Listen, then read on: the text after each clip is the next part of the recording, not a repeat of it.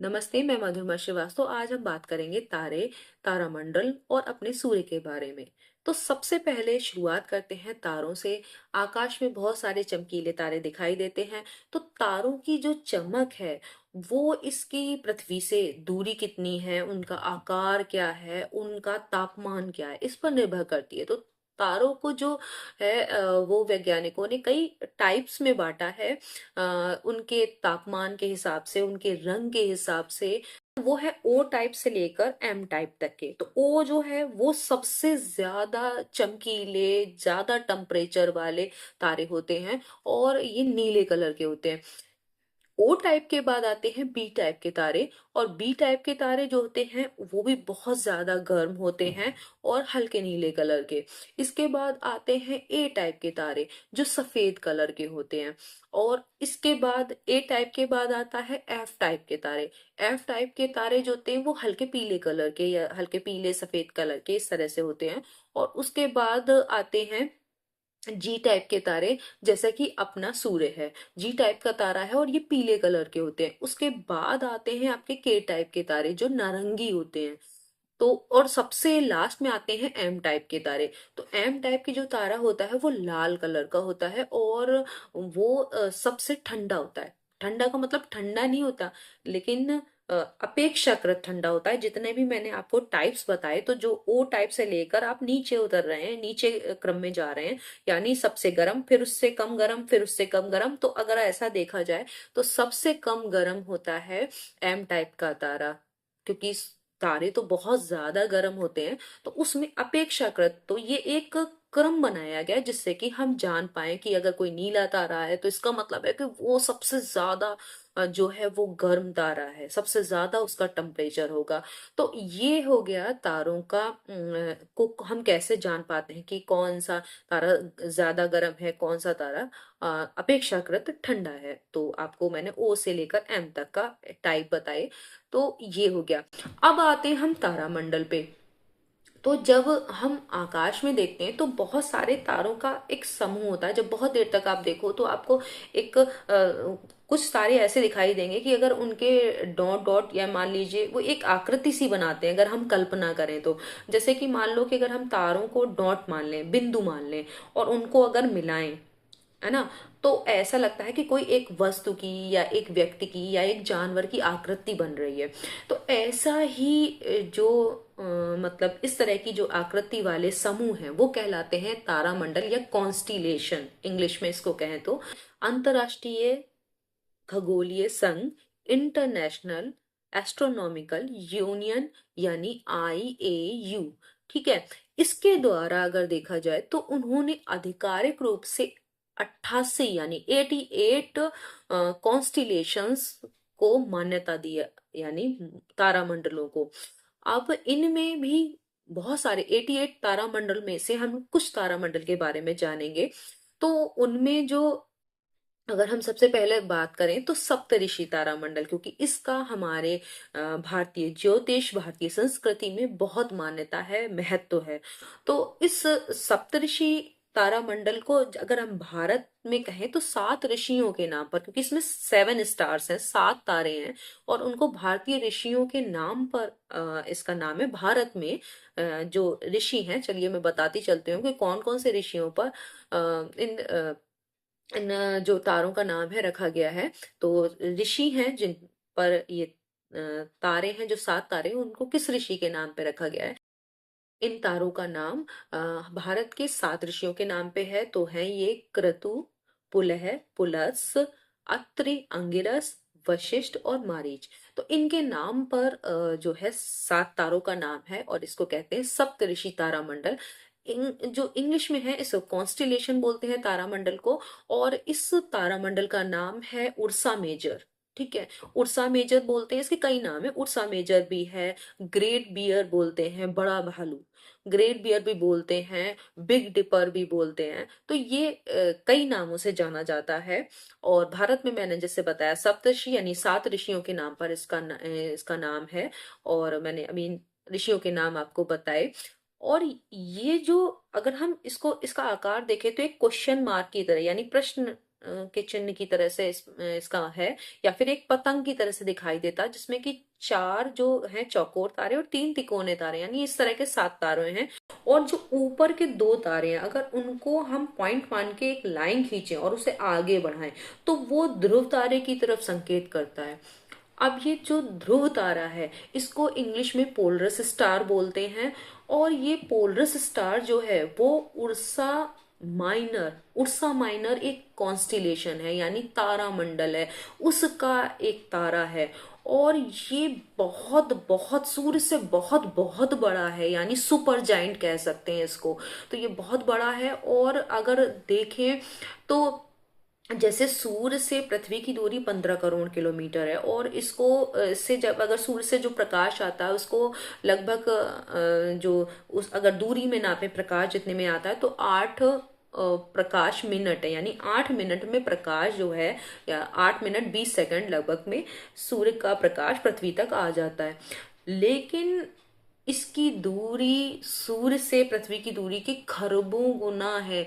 यानी इसकी दूरी की बात करें तो सूर्य से इस पोलरस स्टार यानी ध्रुव तारे के बीच की दूरी अगर देखें, तो ये 434 प्रकाश वर्ष से 447 प्रकाश वर्ष, यानी इतनी दूरी है। यानी अगर मान लें कि प्रकाश सूर्य से पोलरस स्टार यानी ध्रुव तारे तक पहुंचे, या वहां से यहां तक, तो उसे 434 से 447 वर्ष लग जाएंगे प्रकाश को इस दूरी को कवर करने में। तो आप समझ सकते हैं कि ये कितनी दूर है, पृथ्वी से बहुत दूर है और बहुत बड़ा है सूर्य से।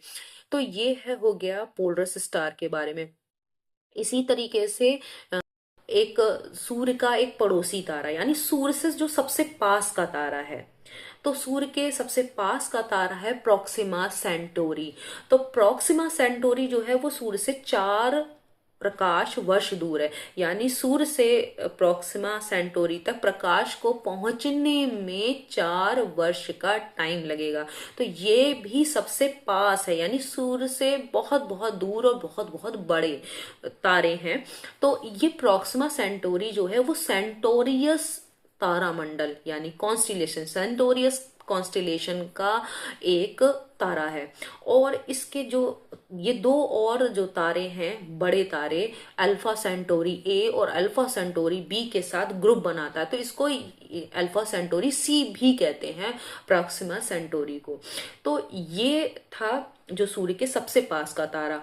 और ये जो है, तो मैंने अभी आपको 3 तारामंडल के बारे में बताया, उर्सा मेजर यानी सप्तऋषि, और उर्सा माइनर जिसमें कि आपका ध्रुव तारा यानी पोलरस स्टार है, और तीसरा जो सूर्य के पड़ोसी हमारा तारा है वो है प्रोक्सिमा सेंटोरी, जो सेंटोरियस कॉन्स्टिलेशन का एक तारा है। तो ये 3 हो गए। इसके अलावा ओरायन कॉन्स्टिलेशन, जिसको कि आप देख सकते हैं आसमान में।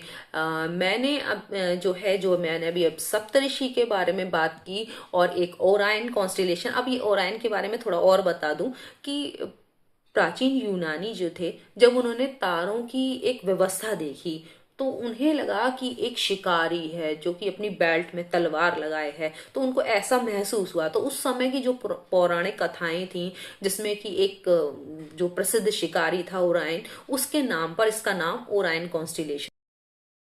मैंने जो है आसमान में इनको देखा है, आप भी देख सकते हैं आसमान में। और कुछ अपने कैमरे से जो है 30 सेकंड का एक्सपोजर लिया। 30 सेकंड का एक्सपोजर का मतलब है, आप ऐसा करके देख सकते हैं कि मतलब प्रकाश 30 सेकंड तक कैमरे पे आता रहे। तो जो धुंधले से होता क्या है, 30 सेकंड तक मतलब तुरंत क्लिक नहीं किया, 30 सेकंड का एक्सपोजर लिया, उससे क्या होता है कि जो धुंधले हमें तारे दिखाई देते हैं वो भी थोड़ा चमकीले आपको पिक्चर मिलेगी उसकी। तो वो मैंने लिया, और मैंने आपको इस वीडियो में उन पिक्चर्स को लगाया है जो कि हमने अपने कैमरे से ली हैं।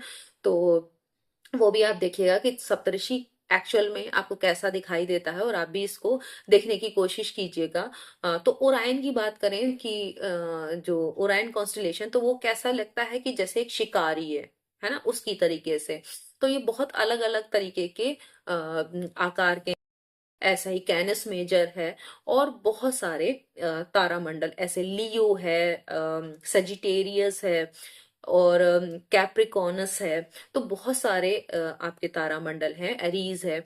तो ये बहुत सारे तारामंडल हैं, और कुल मिला के कितने हैं? 88, जो कि IAU द्वारा आधिकारिक रूप से घोषित है। तो अब ये तो हो गई तारामंडल की। अब हम सूर्य की बात करते हैं। तो सूर्य जो है वो हमारे सौर मंडल के सेंटर में है, और सारे ग्रह, उपग्रह, क्षुद्र ग्रह, उल्का पिंड और धूल के कण सब उसके चक्कर लगाते रहते हैं, क्योंकि उसमें ग्रेविटी है, और ग्रेविटी की वजह से उसकी कक्षाओं में चक्कर लगाते हैं। अब बात करें कि सूर्य कितना बड़ा है, तो जितना पूरे सौर मंडल का द्रव्यमान है, द्रव्यमान का मतलब पदार्थ की मात्रा जितनी पूरे सौर मंडल में मौजूद है, उसका 99% सूर्य में समाहित है। तो बाकी 1% से भी कम, जितने ये ग्रह, उपग्रह, जितनी भी चीजें बाकी की हैं, उसमें जो द्रव्यमान है वो केवल 1% से भी कम है। तो समझ सकते हैं कि सूर्य कितना बड़ा है। और बात करें कि सूर्य कितना पुराना है, सूर्य की तो ये अगर देखा जाए तो वो अपने जीवन के मध्य में है। मतलब वो 4.6 अरब वर्ष पुराना है, और अभी 4 से 7 अरब वर्ष तक और चलेगा, यानी चमकता रहेगा। और बाद में ये फिर जो रेड जाइंट में बदलेगा, जब ये अपना जीवन काल के समाप्ति की ओर होगा, और उसके बाद व्हाइट, एक छोटा बौना पृथ्वी के लगभग आकार का हो जाएगा। और लेकिन ऐसा नहीं है, पृथ्वी के द्रव्यमान से भारी जो होगा वो 20,000 गुना तक ज्यादा होगा। तो इस तरीके का वैज्ञानिक अनुमान लगाते हैं, बिल्कुल एक्यूरेट नहीं, लेकिन अनुमान लगाया जाता है कि इतने साल बाद ये ऐसा होगा। तो ये है सूर्य के बारे में। अब सूर्य के बारे में बहुत सारी दिलचस्प बातें हैं, जैसे सूर्य की संरचना। अब सूर्य की संरचना की बात करें तो जैसे पृथ्वी की आंतरिक संरचना में देखें तो पृथ्वी की मुख्य रूप से 4 लेयर्स हैं। लेयर्स का मतलब परतें हैं। तो एक है कोर, वो भी कोर में भी क्या है? इनर कोर, और फिर आउटर कोर, और उसके बाद है मेंटल, और फिर क्रस्ट। इसी तरीके से सूर्य की भी जो है वो इनर लेयर में 3 जो है परतें हैं, और आउटर लेयर में भी 3 परतें, यानी कुल मिलाकर हो गई 6 परतें। अब जो इनर लेयर में है, जो अंदर है, तो उसमें सेंटर है, यानी सेंटर में है कोर। और कोर में होती है नाभिकीय संलयन की क्रिया, और उसमें हाइड्रोजन हीलियम बदलती है, और बहुत ज्यादा टेम्परेचर बढ़ता है, यानी 15 million degree Celsius. 15 million degree Celsius का मतलब जानते हैं? मिलियन का मतलब होता है 10 लाख, यानी एक के बाद 6 जीरो। समझ में आया? तो इतना ज्यादा टेम्परेचर। और इससे भी समझ सकते हैं कि जैसे जो पानी उबालते हैं, तो पानी का क्वथनांक क्या है, पानी कितने टेम्परेचर पर उबलता है, तो वो पानी का क्वथनांक यानी जल का क्वथनांक है 100 डिग्री सेल्सियस। तो ये है 15 मिलियन डिग्री सेल्सियस। तो आप समझ सकते हैं कि कितना ज्यादा टेम्परेचर होगा। तो ये है, यहाँ पर नाभिकीय संलयन की क्रिया होती है। उसके बाद आपका ये जो सेंटर पे कोर है, उसके बाद आपका आता है विकिरण क्षेत्र, रेडियो एक्टिव जोन। अब इस रेडियो एक्टिव जोन से जो है विकिरण ऊर्जा, जो ऊर्जा है वो विकिरण के रूप में बाहर आती है। फिर आता है आपका संवहन क्षेत्र। संवहन क्षेत्र का मतलब है कन्वेक्टिव जोन, जहां से कन्वेक्शन करंट यानी संवहन धाराओं के रूप में ऊर्जा बाहर निकलती है। संवहन धारा, जैसे आप पानी उबलता है तो आपने देखी होंगी, ऐसे धाराएं बनती हैं। और उसके बाद ये तो हो गई आपकी इनर लेयर, जो 3 लेयर्स हैं, इनर लेयर्स हो गई। अब आउटर लेयर जो सूर्य का वायुमंडल बनाती है, यानी एटमॉस्फेयर। तो उसमें पहली है प्रकाश मंडल। प्रकाश मंडल यानी फोटोस्फीयर, जो कि जो सूर्य को आप देखते हैं चमकता हुआ, तो ये आप सूर्य के प्रकाश मंडल को देखते हैं। तो ये फोटोस्फीयर हो गई। अब आती है उसके बाद वर्णमंडल। वर्णमंडल का मतलब है जब सूर्य ग्रहण पड़ता है तो आप रेड रेड कलर का देखते हैं सूर्य को, रेड कलर का, तो वो है वर्णमंडल। इसको कहते हैं क्रोमोस्फीयर। और जो सबसे बाहर की है, जहां से सोलर विंड निकलती हैं, सौर पवन चलती हैं, जो उसका स्रोत है, तो वो जो है उसको कहते हैं प्रभामंडल या फिर कोरोना। तो प्रभामंडल जो है, जब जब आप सूर्य ग्रहण पड़ता है तो एक रिंग सी दिखाई देती है बाहर, चमकीला चमकीला पूरा चंद्रमा उसको ढक लेता है, तो एक बाहर रिंग जैसी दिखाई देती है, वो है आपका प्रभामंडल। वैसे आपको नहीं दिखाई देगा, वैसे आपको केवल फोटोस्फीयर यानी प्रकाश मंडल दिखाई देता है। और अगर हम टेम्परेचर की बात करें, जैसे मैंने अभी आपको बताया कि जो सेंटर है उसके मतलब कोर, उसका टेम्परेचर 15 मिलियन डिग्री सेल्सियस है। और जब ये बाहर तक आते हैं, जब प्रकाश मंडल तक आ जाते हैं, तो ये हो जाता है घट के 5500 डिग्री सेल्सियस, ये लगभग में है इतना टेम्परेचर। उसके बाद जब कोरोना पे आते हैं तो वापस बढ़ जाता है, और वापस बढ़ के 1 से 2 मिलियन डिग्री सेल्सियस हो जाता है। तो ऐसा डिफरेंस कैसे होता है कि पहले घट गया फिर बढ़ गया, ये होता क्या है? तो वैज्ञानिक इसके लिए एक तरीका बताते हैं, ऐसा अनुमान लगाते हैं कि ऐसा हो सकता है कि जब कोर से जो आ रही है हीट, और जो अत्यधिक गर्म कण, तो वो एक पैकेट के रूप में आते हैं जिसे कि हीट बम कहते हैं। और वो जब कोरोना तक की यात्रा करते हैं तो कोरोना में आकर यानी प्रभा मंडल में आकर फटते हैं। और उससे जो है, उससे ही जो कोरोना है उसका तापमान एकदम से बढ़ जाता है, जो 1 मिलियन से 2 मिलियन डिग्री सेल्सियस तक हो जाता है। तो ये थी सूर्य की जो आंतरिक संरचना है, कि उसमें कितनी लेयर्स हैं और क्या हमको दिखाई देता है। तो हमको अगर दिखाई देता है, जो आसमान में हम देखते हैं सूर्य को, तो उसका हमें प्रकाश मंडल यानी फोटोस्फीयर दिखाई देता है। अब हम आते हैं कि सूर्य से हमें क्या मिलता है। तो आपको पता है कि सूर्य से हमें प्रकाश मिलता है, आप ये कहेंगे, और हमें हीट ऊष्मा मिलती है। लेकिन सूर्य से इतना ही नहीं मिलता, सूर्य कुछ और भी चीजें हमको देता है। बहुत सारी ऊर्जा हमारी तरफ आती है, वो फेंकता है, और बहुत सारे कण। और वो जो कण बहुत ही तेज, जैसे सोलर विंड कहते हैं, अब वो आती है जब हमारे पृथ्वी और पूरे जो हमारा सौर मंडल है में फैलती है। तो जब पृथ्वी की तरफ आती है, तो जो पृथ्वी का मैग्नेटिक फील्ड है यानी चुंबकीय क्षेत्र है, और जो उसका एटमॉस्फेयर है यानी वायुमंडल है, वो एक जो से विशा एक शूरवीर की तरह, एक ढाल की तरह हमारी रक्षा करता है। और उसको सोलर विंड को जो जिससे जो बहुत ज्यादा एनर्जी आ रही है, और बहुत ज्यादा जो कण आ रहे हैं, और ये कण होते हैं आवेशित, है ना, विद्युत आवेशित कण होते हैं, और बहुत ही स्पीड से आते हैं हमारी तरफ, तो उनसे रक्षा करता है।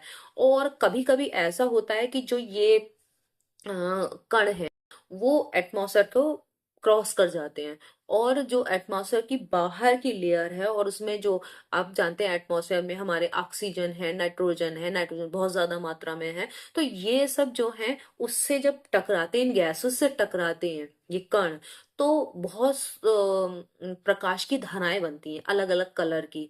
तो ये बहुत ही देखने में सुंदर नजारा लगता है, और इसको कहते हैं अरोरा।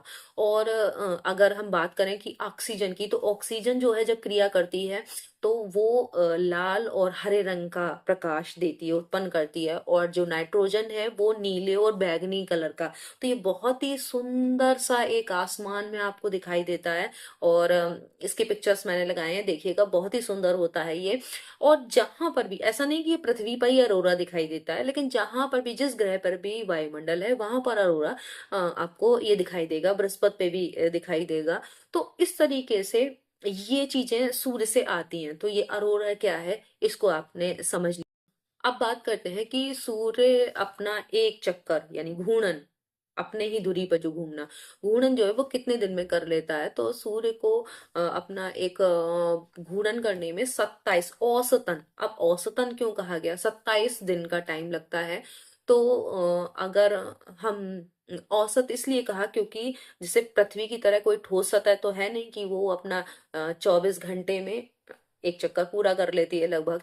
तो अब यही बात है कि अब सूर्य में प्लाज्मा स्टेट है, यानी वो उसमें कोई ठोस सतह नहीं है। तो जहां पर उसका जो भूमध्य का मतलब जो बीच का क्षेत्र है, जैसे एक अगर हम सर्कल लें, तो बीच का जो क्षेत्र है भूमध्य रेखा, जैसे हमारे पृथ्वी में एक भूमध्य रेखा है, और वो ध्रुव का है, उत्तरी ध्रुव और दक्षिणी ध्रुव। तो जो बीच में है टेम्परेचर बहुत ज्यादा हाई होता है, तो घूर्णन जो होता है वो बहुत तेजी से होता है। तो वहां पर स्पीड बढ़ जाती है, और जो ध्रुव है उन पे स्पीड कम हो जाती है। तो जो टोटल जो औसत लिया जाता है वो लगभग 27 दिन का है। तो 27 दिन में अपना पूरा घूर्णन कर लेता है। अब अगर बात करें कि वो मिल्की वे गैलेक्सी के सेंटर का एक चक्कर कितने दिन में लगा लेता है, तो आप जानते हैं मिल्की वे कितनी बड़ी है ना। तो उसका चक्कर लगाने में सूर्य को लगते हैं 225 से 250 मिलियन ईयर्स, इतने वर्ष लगते हैं सूर्य को पूरा एक चक्कर लगाने में, और इसको कहते हैं गैलेक्टिक ईयर या कॉस्मिक वर्ष। अब आपको पता चला कि इतना ज्यादा टाइम लगता है सूर्य को एक पूरा चक्कर लगाने में मिल्की वे के सेंटर का।